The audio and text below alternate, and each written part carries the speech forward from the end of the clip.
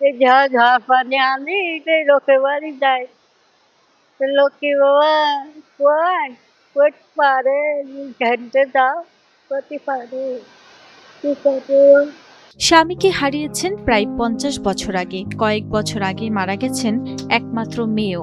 জীবনের শেষ প্রান্তে এসে এখন দুই নাতনিকে নিয়ে চরম অনিশ্চয়তায় দিন কাটছে সাতক্ষীরার কলারোয়া উপজেলার জালালাবাদ ইউনিয়নের 80 ঊর্ধ্ব বৃদ্ধা সখিনা। এই ঝড় বৃষ্টিতে যে কোনো মুহূর্তে পুড়ে যেতে পারে। উনি যখন ঝড় বৃষ্টি হয় তখন অন্যের বাড়িতে আশ্রয় নেয়। তা আমরা এলাকাবাসী দীর্ঘদিন দেখে আসছি এই কষ্ট তার। আমরা সরকারের কাছে আবেদন করছি ওনার দ্রুত সময়ের মধ্যে যাতে একটা ঘরটা হয়।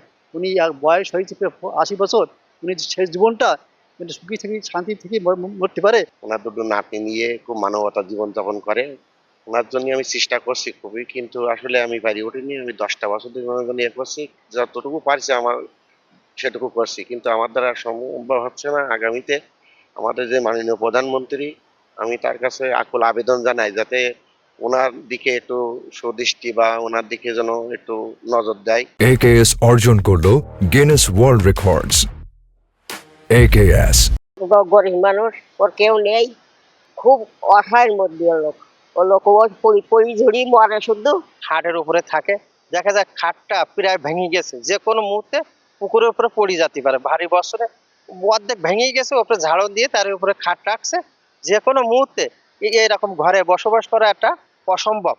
তাই আমি সরকারের কাছে আকুল আবেদন করছি যাতে আমার নানি শেষ জীবনটা একটা ভালো জায়গায় থেকে যেন তার ভালোভাবে বাসস্থান একটা পাইতে পারি। তখন আমাদের এই জায়গায় 30 থেকে 40 বছর থাকে, আমরা থাকতে দিয়েছিলাম।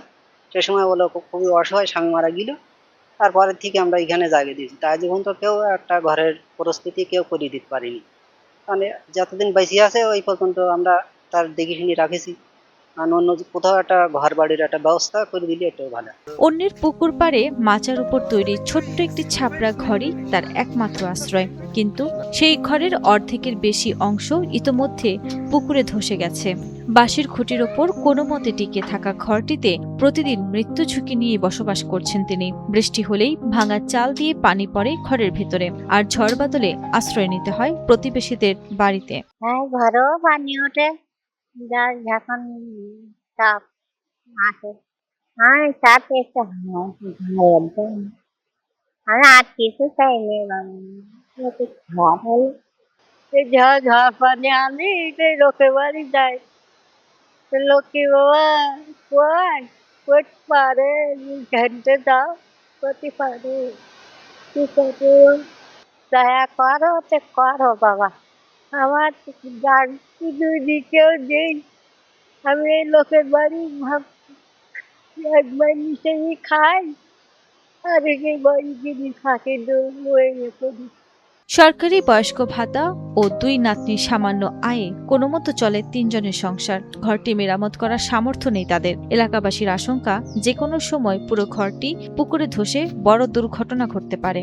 জীবনের এই শেষ বয়সে সখিনার চাওয়া একটাই, নিরাপদে মাথা গোজার মতো একটি ছোট্ট ঘর। স্থানীয়দের দাবি, প্রশাসন ও সমাজের বিত্তবান মানুষ এগিয়ে এলে অসহায় এই বৃদ্ধার শেষ জীবনের কষ্ট অনেকটাই লাঘব হতে পারে। একটি নিরাপদ আশ্রয় ফিরিয়ে দিতে পারে তার বেঁচে থাকার সামান্য স্বস্তি।